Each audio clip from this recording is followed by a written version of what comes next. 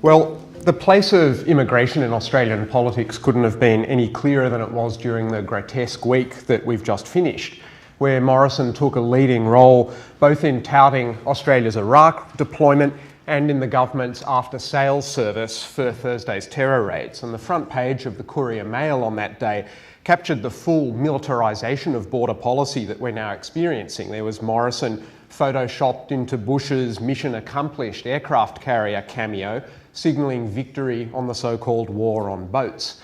And this clearly plays into the same propaganda picture of asylum seekers as terrorists, so essentially as a military threat that's had currency since at least 2001. And it was no surprise to hear an ABC journalist on Thursday night draw an explicit connection between asylum seekers and those terror arrests.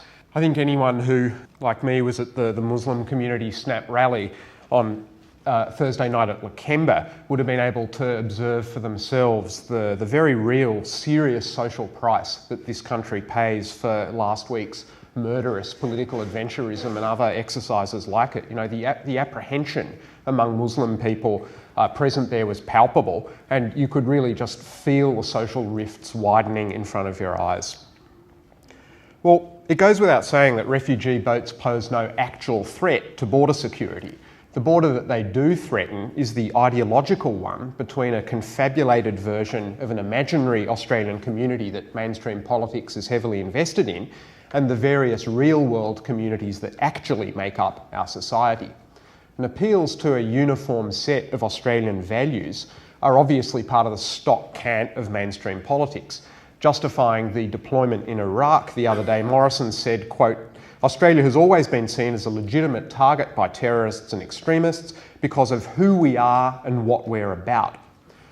And there are two observations, I think, that we can immediately make about that kind of statement. The first is that this posited uniformity of Australian values or way of life inevitably serves to cover over the divisions, power imbalances and discontinuities in actual Australian society.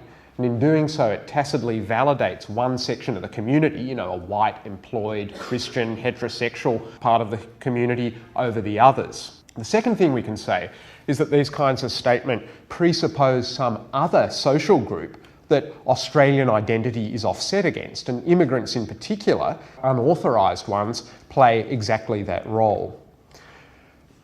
Racist nationalism directed against asylum seekers is obviously ubiquitous in official politics, but I think it's interesting to realise how deeply embedded it is in Morrison's political identity in particular. You know, he owes the very fact that he's in Parliament as the member for Cook in the first place to racist factors. He was parachuted into the electorate in 2007 over the locally pre-selected candidate Michael Tauck. And if press accounts at the time are to be believed, this was largely because senior Liberals believed that since Tauck was Lebanese, he had no chance of winning the seat which had so recently seen the Cronulla riots in 2005. And Morrison, with a policeman father who was deeply involved in the RSL and with responsibility for a notoriously reactionary electorate home to the racist slogan, "We grew here, you flew here," with a background like that, racism and militarism are deeply lodged in Morrison's political DNA, I think we can say. So I'm going to argue in a moment that any long-term progressive politics around asylum needs to be based on an accurate analysis of the role of nationalism and racism in Australian politics. And there's an orthodox left analysis of these matters which I think applies pretty straightforwardly and well to the current Australian situation. And this analysis goes back at least as far as Marx's observations in 1870 about the way that antagonisms between English and Irish workers played into the hands of the English ruling class. And this analysis says that racism and xenophobia are fostered by political elites in order to create divisions among ordinary people and distract attention from the real problems of society, many of which, of course, are the result of bourgeois politics' beholdenness to the corporate sector, private capital. So on that kind of picture, racism and xenophobia don't get political traction from the community, as is often thought, but through the efforts of the educated elite political classes. And I think this came out very clearly in Fiona Scott's comments during the last federal election campaign. Scott, of course, successfully ran for Lindsay for the Liberals, and she told the media that people are worried about asylum seekers because they cause traffic jams and increase hospital queues. Now, no small amounts of scorn were heaped on Scott at the time for those remarks, but actually she was absolutely correct. People are worried about asylum seekers for those reasons. And the reason that they're worried is that mainstream politicians feed those exact anxieties to them. Earlier this year, we had Abbott justifying the budget by saying what we need to do is not focus on me, but focus on us, because it's only when everyone is working together to address this national problem that we'll go forward as a country. So in other words, a very explicit appeal to national identity as an excuse for budget austerity, which we've subsequently seen concretised in this bizarre and unspeakable Team Australia trope. The cohesion of Team Australia can only plausibly be sustained if team membership isn't open to everyone. And asylum seekers and other immigrants are the scapegoats, I think we can say, through whom the government keeps alive the idea of the exclusivity and the homogeneity of the Australian community, thereby masking the fact that it's shot through by very real divisions of class, race and power, with mainstream politicians characteristically belonging to the 1% who are at the origin of capitalist exploitation in this country. And the reason I mention all of this is to highlight its almost complete absence from the standard discourse of the pro-refugee movement.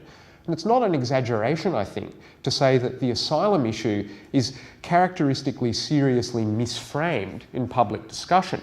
The politics of asylum are usually presented in personal, moral and intellectual terms rather than in political ones.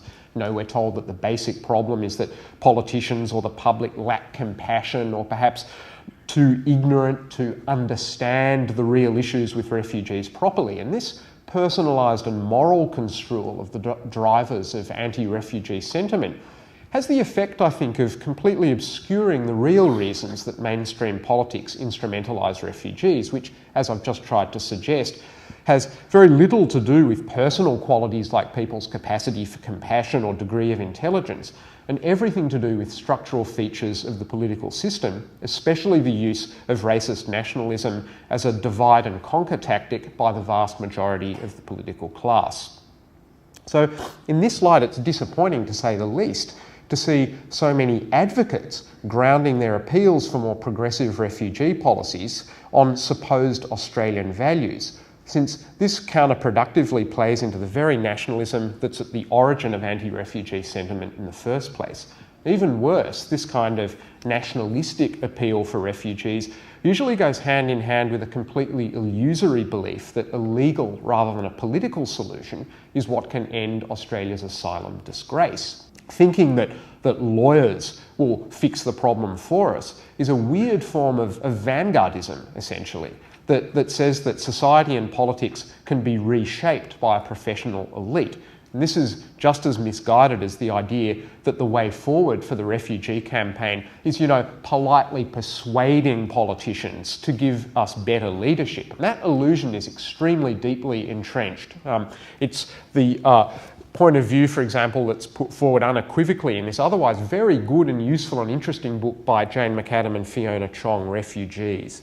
So to end in the 2 minutes I've got left, I'd like to say some words about the current state of the refugee movement. And it's dismaying, I think, to see someone like Sarah Hanson-Young, who'd be well placed to be explicit about the nature of asylum politics, completely acquiesce to this moralised, personalised, compassion-based line, which I've argued constitutes a real obstacle to the accurate appreciation of the nature of the issue.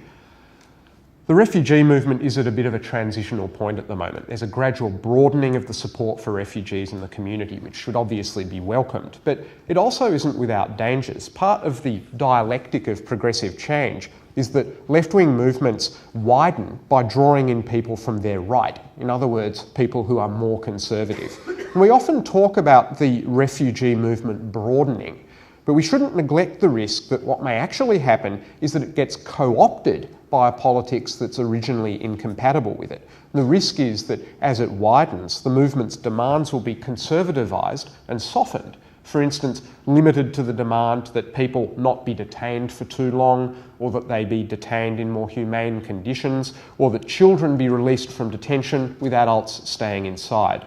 And the movement needs to be very careful to hold the line here. None of these more limited demands is in any way acceptable, since they all implicitly concede that there's just no in principle problem with locking refugees up, even though they've committed no crime. That's the argument that we just must hang on to. You cannot lock up innocent people for any length of time because they haven't done anything. And I think the Greens play a crucial role here. It's not good enough that Greens' national policy caps detention at 30 days. There should be an absolute no detention policy in the Greens for boat arrivals, just as there is everywhere for plane arrivals. And agreeing to anything less concedes what has to be, I think, the fundamental premise of the refugee rights movement in Australia, which is quite simply that refugees should be welcome in Australia and should be treated as though they are welcome. So thanks very much for asking me to speak.